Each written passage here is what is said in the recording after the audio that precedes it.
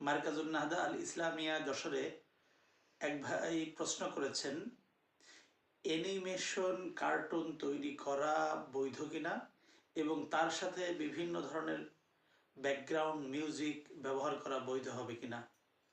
এর উত্তর হচ্ছে, অ্যানিমেশন কার্টুন তৈরি করা এটা শরীয়তের দৃষ্টিকোণ থেকে যদি জীবিত বা জানদার জিনিস যদি হয় তাহলে সেক্ষেত্রে অবৈধ হবে, এবং তার সাথে সাথে বিভিন্ন ধরনের ব্যাকগ্রাউন্ড বা মিউজিক এগুলা সেট করে ভিডিও তৈরি করাটাও নাজায়েজ হবে। আমাদের আরেক ভাই প্রশ্ন করেছেন, ব্যাংকের ভিতর ফরজ নামাজ আদায় করা যাবে কিনা। এর উত্তর হচ্ছে, ব্যাংকটি সুদি বা হারাম টাকা দ্বারা বিল্ডিংটি তৈরি হলে সেক্ষেত্রে ব্যাংকের ভিতর নামাজ আদায় করা মাকরুহে তাহরিমি হবে।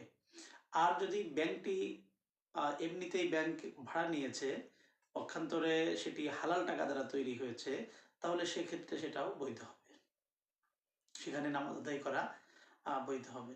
তবে হারাম টাকা দ্বারা যদি তৈরি হয়ে থাকে তাহলে সেক্ষেত্রে মাকরুহে তাহরিমি হবে, কিন্তু তার ফরজ নামাজটা আদায় হয়ে যাবে। আরেক ভাই প্রশ্ন করেছেন, ভিডিও গেমসে টাকা লাগানো বৈধ হবে কি না। ভিডিও গেমসে টাকা লাগানো এটা একটা জুয়ার শামিল, অতএব সেটা বৈধ হবে না, হারাম হবে। আরেক ভাই প্রশ্ন করেছেন, মসজিদের ভিতর কল করার জন্য স্মার্টফোন ব্যবহার করা বৈধ হবে কিনা। এর উত্তর হচ্ছে, মসজিদের ভিতর আপনার জরুরতের কারণে আপনি কল করার জন্য স্মার্টফোন ব্যবহার করতে পারবেন, এতে কোনো সমস্যা নেই। আরেক ভাই প্রশ্ন করেছেন, মসজিদের ভিতরে ফোনে লুডো খেলা বৈধ হবে কিনা। এর উত্তর হচ্ছে যে না, মসজিদের ভিতর লুডো খেলা এটা একটা অনর্থক কাজ, এবং সেটা মসজিদে যদি করা হয় তাহলে মসজিদের সম্মান নষ্ট হয়, এই জন্য মসজিদের ভিতরে সেটা খেলা বৈধ হবে না, অন্য সময়ও না, এবং বিশেষভাবে মসজিদের ভিতরেও তার এই লুডো খেলা ফোনের লুডো খেলা ফোনে অ্যাপস ব্যবহার করে যে লুডো খেলা হয় এটাও বৈধ হবে না।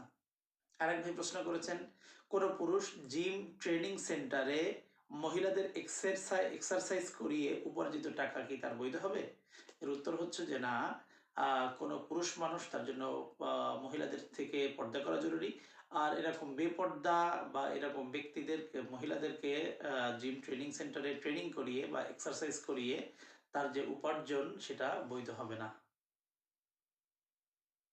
আরেক ভাই প্রশ্ন করেছেন, গাভী বা মহিষকে গাভীন বানানোর জন্য ইনজেকশন ব্যবহার করা বৈধ হবে।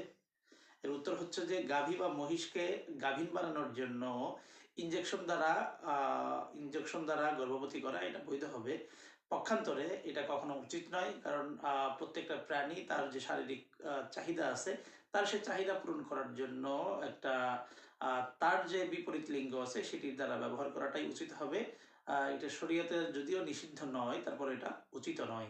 অর্থাৎ ইনজেকশন দ্বারা গর্ভবতী করা এটা শরীয়তে নিষিদ্ধ নয়, করা যেতে পারে, কিন্তু প্রাণীটির জন্য এটা করা আসলে